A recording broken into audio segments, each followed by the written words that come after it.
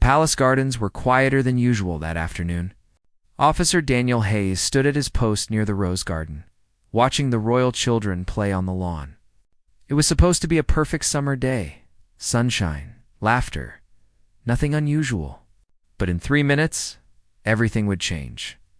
Prince Louie, just 5 years old, had been chasing butterflies with his sister, Princess Charlotte. Daniel glanced at his watch.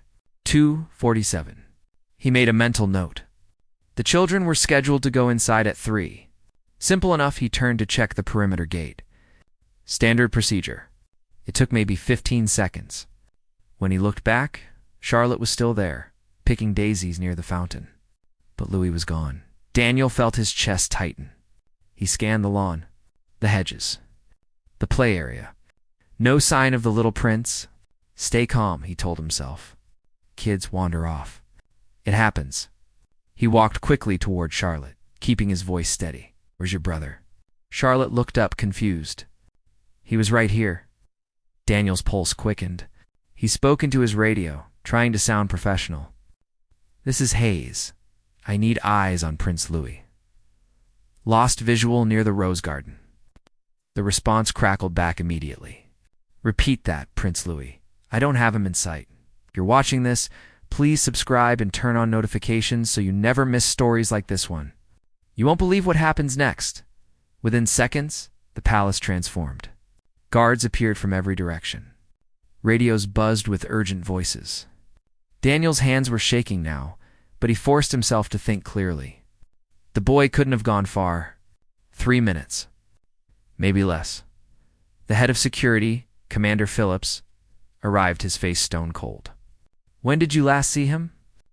2 minutes ago. Maybe 3? Maybe? Phillips's voice was sharp. Which is it?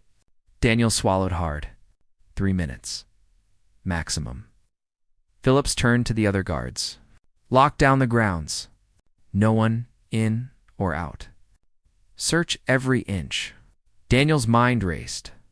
3 minutes. In 3 minutes, a child could slip through a gap in the hedge, wander toward the lake, reach the outer walls, or worse. He didn't want to think about worse.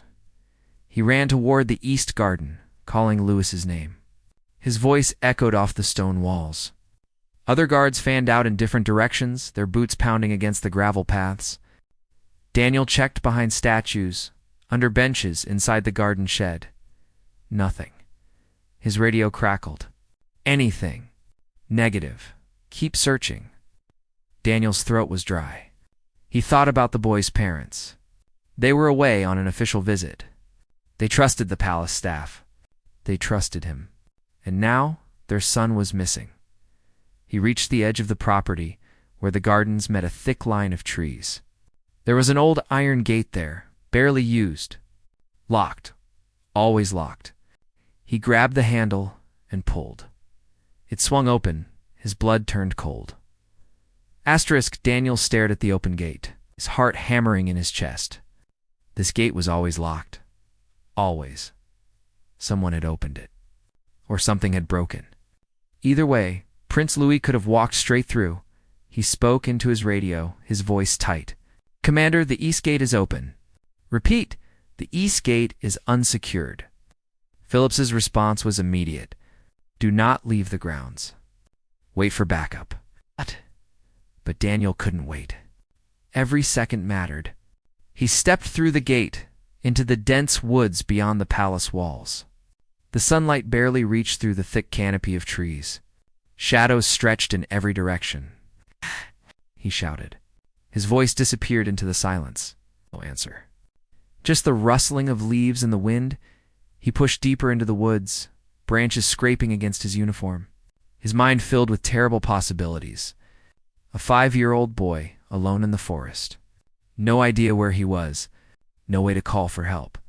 Behind him, he heard other guards arriving at the gate. Voices, orders, a search team forming. But Daniel kept moving forward. He had to find Louie first. He had to. The ground sloped downward. Daniel stumbled over roots and fallen branches. Then he heard it. Sound. Faint, but unmistakable. Crying. He froze. Louie. The crying stopped. Then, a small voice. "Hello?" Daniel's heart leaped. He ran toward the sound, pushing through bushes and thick undergrowth. And there, in a small clearing, sitting on the ground, with tears streaming down his face, was Prince Louie. The boy looked up at him, his blue eyes wide with fear. His clothes were dirty. His cheek was scratched. But he was alive. He was safe. Daniel dropped to his knees in front of him, relief flooding through his body. "It's okay. You're okay now." Louie wiped his nose with his sleeve. "I got lost." "No. But I found you." Daniel pulled out his radio. "This is Hayes. I have him. Prince Louie is safe. We're in the woods, about 200 meters past the east gate." The radio exploded with voices, relief, confirmation, instructions. But Daniel barely heard them. He was focused on the little boy in front of him, who was still trembling. "Are you hurt?" Daniel asked gently. Louie shook his head. "I wanted to see the deer. Charlotte said there were deer in the woods. I saw one near the fence, and I followed it. But then I couldn't find the way back." Daniel felt a wave of guilt. He should have been watching more carefully. Should have noticed the moment Louie wandered toward the gate. 3 minutes. That's all it took for everything to go wrong. "It's not your fault," Louie said quietly, as if reading his mind. Daniel looked at the boy, surprised. "What? You look sad. But it's not your fault. I shouldn't have gone through the gate." Daniel didn't know what to say. This 5-year-old child, lost and scared, was trying to comfort him. He felt his eyes sting. Commander Phillips arrived moments later, along with 4 other guards. His face was still stern, but there was relief in his eyes. "Good work, Hayes." Daniel stood, lifting Louie into his arms. The boy clung to him, his small hands gripping Daniel's shoulders. They walked back through the woods toward the gate, toward safety. But as they approached the palace, Daniel noticed something. The gate wasn't just unlocked. The lock had been deliberately removed. Someone had taken it off. Daniel carried Prince Louie back through the palace gardens, but his mind was racing. The missing lock wasn't an accident. Someone had removed it. But who and why? Commander Phillips noticed it too. He stopped at the gate, examining the hinges. His jaw tightened. "How long has this been like this?" One of the other guards stepped forward, looking pale. "Sir, I checked this gate this morning." The lock was in place. "So someone removed it today." Phillips looked at Daniel. "Take the prince inside. Get him cleaned up. I'll handle this." Daniel nodded and carried Louie toward the palace. The boy was quiet now, exhausted from crying. His head rested against Daniel's shoulder. As they walked through the grand entrance, staff members rushed forward, their faces filled with worry and relief. "Is he all right? What happened? Should we call the doctor?" Daniel held up a hand. "He's fine. Just a little shaken. I'll take him to his room." He climbed the marble staircase, Louie still in his arms. The palace felt different now, colder, less safe. Every shadow seemed threatening. Every corner held danger. How had this happened? How had they let a 5-year-old boy slip through their protection? In Louie's room, Daniel set him down gently on the bed. A nanny appeared with a first aid kit, cleaning the small scratch on his cheek. Louie winced but didn't complain. "You were very brave," Daniel told him. Louie looked up. "I was scared." Ow! "Being brave doesn't mean you're not scared. It means you keep going even when you are."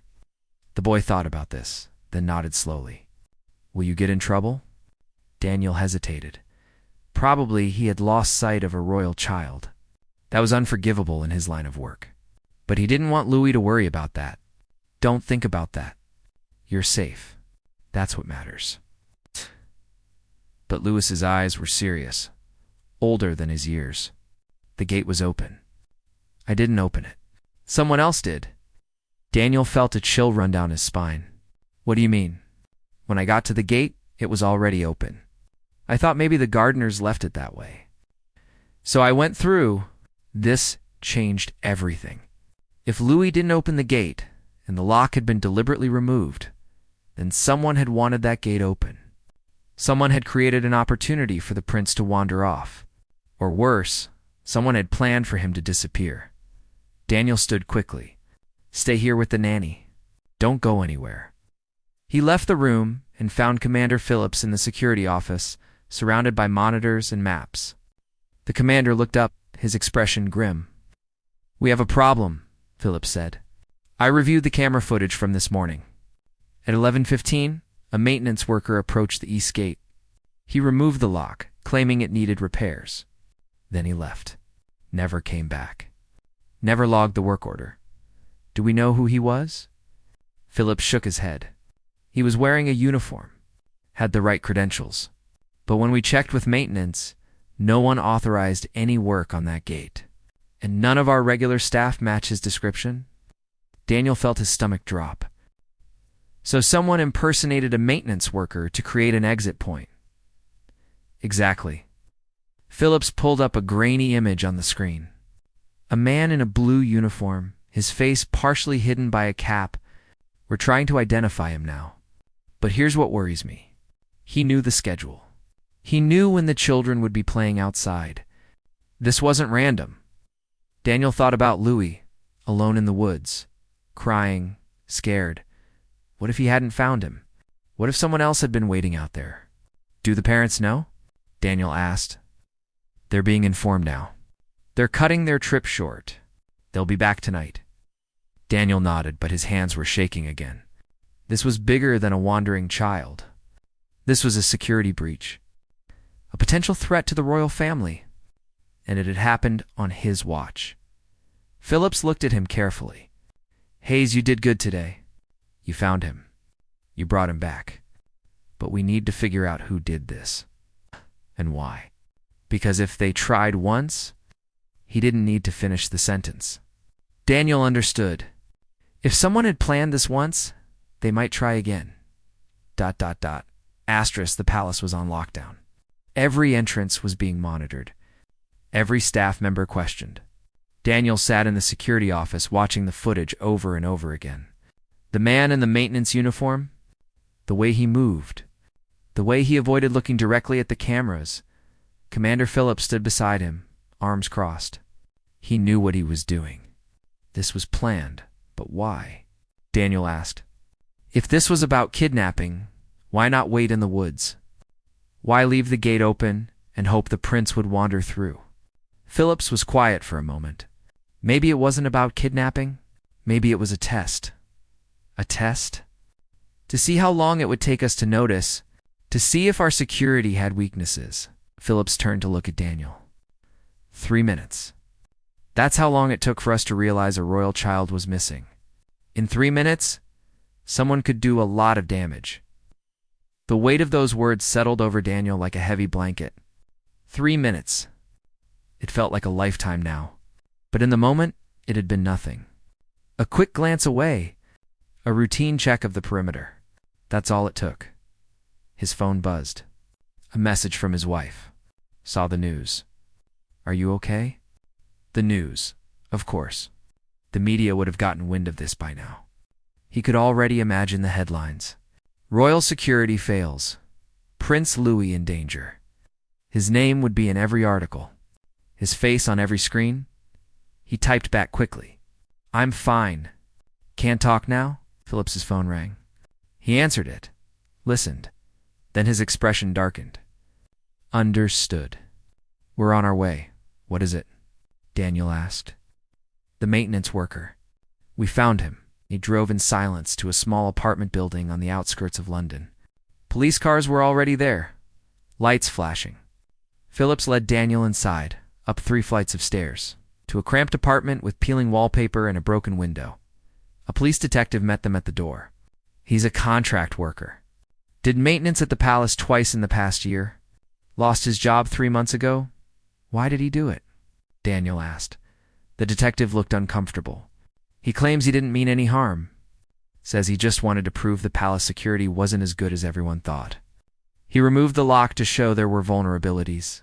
He didn't think anyone would actually use the gate. Daniel felt anger rising in his chest. A child went missing because of him. Knows. He's devastated. Says he never intended for that to happen. Philip stepped forward. Where is he now? Interview room. He's cooperating fully. They went to see him. The man sat at a metal table, his head in his hands. He looked up when they entered. His face was pale, his eyes red from crying. "I'm so sorry," he said immediately. "I never meant for the boy to get hurt. I just wanted to prove a point. I wanted my job back. I thought if I showed them the security flaws, they'd rehire me. I'm so sorry." Daniel wanted to be angry. He wanted to yell. But looking at this broken man, he just felt tired. A 5-year-old boy was terrified because of you. He was lost in the woods, crying, thinking no one would find him. The man's face crumpled. "I know. I'll never forgive myself." Philip stepped closer. "You're lucky we found him. You're lucky nothing worse happened. Because if it had, you'd be facing a lot more than trespassing charges." They left the apartment, stepping back into the cool evening air. Daniel felt hollow inside. All of this because one man wanted his job back. Because he wanted to prove something. And a child had suffered because of it. "He's not the real problem," Philip said quietly as they walked to the car. "The real problem is, he was right. Our security did have weaknesses, and we didn't see them until it was almost too late." Daniel knew he was right. The gate should have been checked more frequently. The maintenance logs should have been verified. There should have been more eyes on the children at all times. 3 minutes shouldn't have been enough time for a child to disappear. When they returned to the palace, the sun was setting. Golden light spilled across the gardens. Daniel stood at the east gate, now secured with a new lock, and looked out into the woods. Somewhere out there, Prince Louie had been alone, scared, calling for help, and Daniel had found him. But what if he hadn't? What if those 3 minutes had turned into 30? Into 3 hours? He heard footsteps behind him. Turned to see Princess Charlotte, holding her nanny's hand. "Is Louie okay?" she asked, her voice small. "He's okay," Daniel said gently. "He's safe. I should have stopped him. I should have told someone he was going to look for the deer." Daniel knelt down to her level. "You didn't know. None of us did. But he's safe now. That's what matters." But even as he said the words, he wondered if they were true. The royal parents arrived at midnight. Daniel watched from the security office as their car pulled through the gates, flanked by additional protection. He had never seen them move so quickly. The moment the car stopped, they were out. Rushing into the palace, Daniel stayed at his post, but he could hear the sounds echoing through the halls. Footsteps running up the stairs, a door opening, then silence. He imagined them in Louie's room, holding their son, checking him over, making sure he was really okay. Commander Phillips appeared beside him. "They want to see you." Daniel's stomach tightened. Now, he followed Phillips through the palace corridors, his footsteps echoing on the marble floors. Every step felt heavier than the last. What would they say to him? Would they blame him? Would they fire him on the spot? They reached the family's private sitting room. Phillips knocked once, then opened the door. Inside, the prince's father sat on a couch, his wife beside him. Both looked exhausted, worried, but when they saw Daniel, something unexpected happened. The father stood and walked toward him. Daniel braced himself, but instead of anger, the man extended his hand. "Thank you," he said, his voice thick with emotion.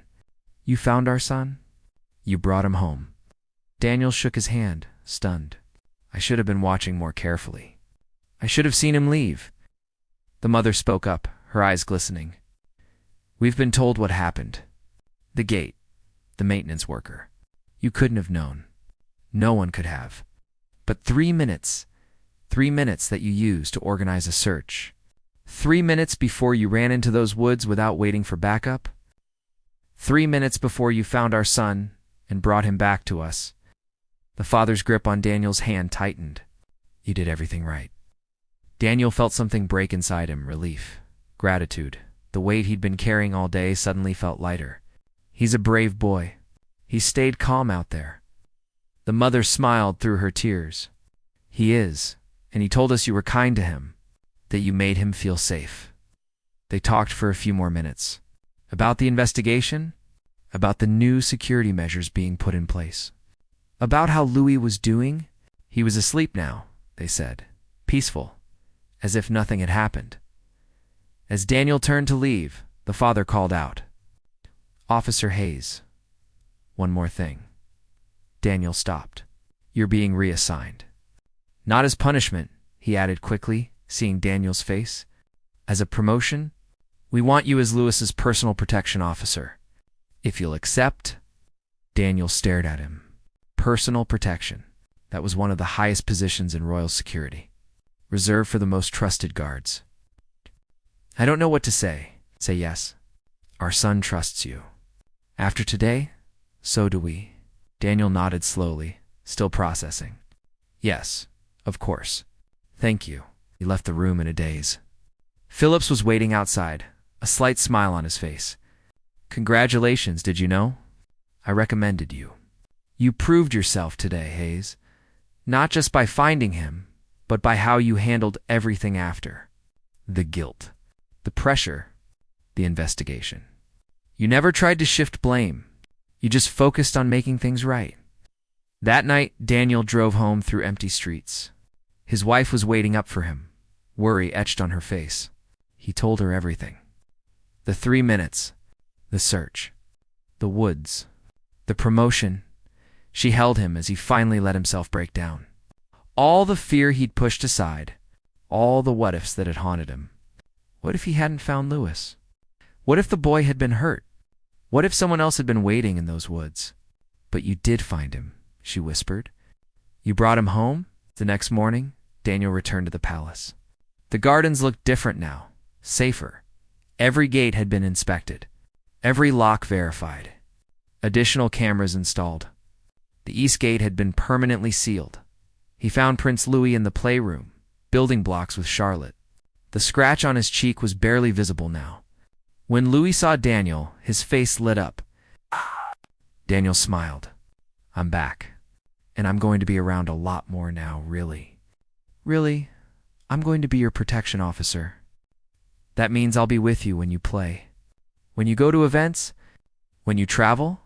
Is that okay with you?" Louie thought about this seriously. Then he nodded. "Yes, because you're good at finding people." Charlotte looked up from her blocks. "Will you find me too if I get lost?" "I'll make sure you never get lost in the first place," Daniel promised. Over the following weeks, Daniel settled into his new role. He learned Lewis's routines, his favorite games, his fears and his joys. He learned that the boy loved animals, hated broccoli, and had nightmares sometimes about being alone in the woods. On those nights when Louie woke up crying, Daniel was there. Not as a guard. As a friend, someone the boy could trust. One evening, as the sun set over the gardens, Louie asked him a question. "Why did that man open the gate?" Daniel had been waiting for this. He made a mistake. A very big mistake.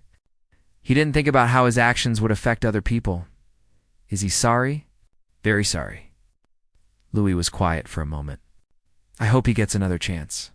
Everyone deserves another chance." Daniel looked at this 5-year-old boy with wonder. After everything that had happened, he still had room in his heart for forgiveness, for hope. "You're right," Daniel said softly. "Everyone deserves another chance. But not everyone would get one. Not on his watch." 6 months passed. The palace gardens changed with the seasons. Autumn leaves fell. Winter snow covered the grounds. Spring flowers bloomed. Through it all, Daniel stayed by Prince Lewis's side. The boy had grown more confident, more careful. But sometimes, Daniel would catch him staring at the sealed east gate, lost in thought.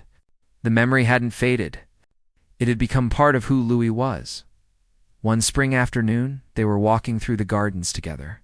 Louie stopped suddenly, pointing at something in the distance. "A deer," he whispered. Daniel looked. Sure enough, a deer stood at the edge of the tree line, watching them. Louie took a step toward it. "Can we go see it?" Daniel's first instinct was to say no, to keep the boy away from those woods, away from any reminder of that terrible day. But then he remembered something Louie had said. Everyone deserves another chance. Maybe the woods deserved another chance too. We can look at it from here, Daniel said gently.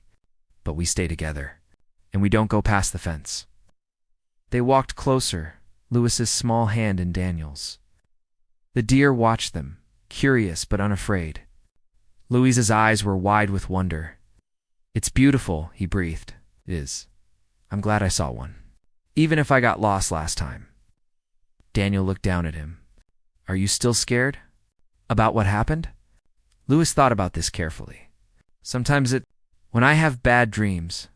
But then I remember you found me, and I know that if I ever get lost again, someone will always come looking. Daniel felt his throat tighten. Always, I promise. The deer turned and disappeared into the trees. Louis watched it go, then looked up at Daniel. Thank you for staying with me. There's nowhere else I'd rather be. That evening, Daniel wrote a letter. Not to anyone specific, just to himself. A reminder of what those 3 minutes had taught him. He wrote about the importance of attention, of vigilance, of never assuming anything was safe just because it always had been. He wrote about guilt and forgiveness, about how easy it is to blame yourself for things beyond your control, and how important it is to learn from mistakes without letting them destroy you. He wrote about Prince Louie, about a 5-year-old boy who got lost but never lost hope, who forgave when he had every right to be angry, who still saw beauty in the world even after seeing its dangers. He sealed the letter and put it in his desk drawer. Someday maybe he'd give it to Louie, when the boy was older. When he could understand everything that had happened that day, Commander Phillips stopped by Daniel's station that night. How's he doing? Good. Really good. And you? Daniel paused. Better. I still think about it. Those 3 minutes. What could have happened? But I'm learning to live with it. Phillips nodded. That's all any of us can do. Learn, improve, make sure it never happens again. It won't. Not on my watch, I know. Phillips clasped him on the shoulder. That's why you're the right person for this job. Years would pass. Prince Louis would grow up. He would go to school, make friends, live a life as normal as any royal child could. And through it all, Daniel would be there, not just as a guard. As someone who understood what it meant to be lost and found, the palace would tell the story differently over time. It would become about security improvements, about lessons learned, about protocols updated. The 3 minutes would be reduced to a footnote in official reports, but Daniel would never forget. He would remember the panic, the fear, the desperate search through the woods, and the overwhelming relief of finding a small boy, scared but alive, sitting in a clearing. He would remember Louis's words. It's not your fault. And he would remember his own promise to never let those 3 minutes happen again. One evening, 10 years later, Daniel stood in the same spot where he'd stood that day, the rose garden, the place where he'd looked away for just a moment, where everything had changed. Prince Louis, now 15, walked up beside him. Taller now, older, but still the same kind soul. You still think about it, don't you? Louis asked. Daniel didn't pretend not to understand. Every day. So do I, but not in a bad way. It taught me something important. What's that? That being lost isn't the end. That there are people who will always search for you, who will never stop looking. Louis smiled. You taught me that. Daniel felt tears prick his eyes. You taught me something too. What? That 3 minutes can feel like forever, but they can also be the most important 3 minutes of your life, because they show you what really matters. They stood in silence, watching the sun set over the gardens, the same gardens where a little boy had once chased butterflies and deer, where he'd wandered through an open gate into the unknown, where he'd been lost and then found. The gate was sealed now, welded shut, a permanent reminder of what could happen when you looked away, but also a symbol of what could happen when you never stopped searching. Daniel had spent 3 minutes in panic, but he'd spent a lifetime making sure those 3 minutes meant something, that they changed things, that they made the world safer. And in the end, that was all anyone could do. Learn from the moments that terrify us, grow from the mistakes that haunt us, and never, ever stop looking out for the people we're meant to protect. Thank you, Louie said quietly. For everything. Daniel smiled. Thank you for giving me a second chance. They walked back to the palace together, guard and prince. Two people whose lives had been changed forever by 3 terrifying minutes in a spring garden. And though the memory would never truly fade, it had transformed into something else. Not a nightmare, but a reminder that being lost is temporary, that being found is forever, and that sometimes the scariest moments in life lead us exactly where we're meant to be.